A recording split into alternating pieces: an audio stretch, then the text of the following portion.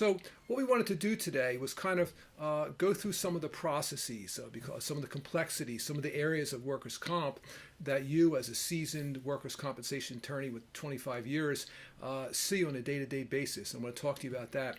One of the big issues that you always talk to me about is the issue of notice. Why don't you explain to people what you mean by that as a workers' comp attorney? Why is notice so important? What is notice? Well, notice starts the case off, and if it's not done properly or not done correctly, it can become a big problem and delay benefits for the injured worker. Why is that?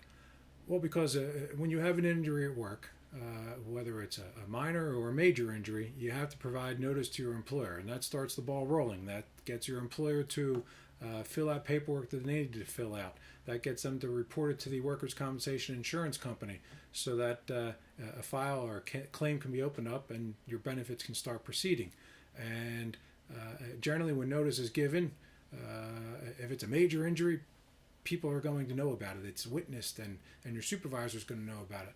A lot of times the problems that occur is when someone's performing their duties and they have something that they may deem to be minor, which may actually turn out to be a significant incident, and they think they'll walk it off, they'll shake it off, they'll go home and rest and sleep on it, and it'll go away the next day. Well, sometimes people are doing a minor thing, and they think what they have is a minor incident or minor injury, Sure. and they don't tell their supervisor about it. They don't tell their co-employee about it, and nothing happens. And the next day, they may wake up and realize they can't get out of bed, and they call their employer, and their employer says, "Well, that didn't happen at work. You never told me. How do I know it didn't happen last night? You didn't fall down your steps at your home last night." And then it becomes a problem for the injured worker. They may contact us, and I'll start the representation of the claim. And many times I may have to go into court and litigate this or file motions or paperwork to get in front of a judge.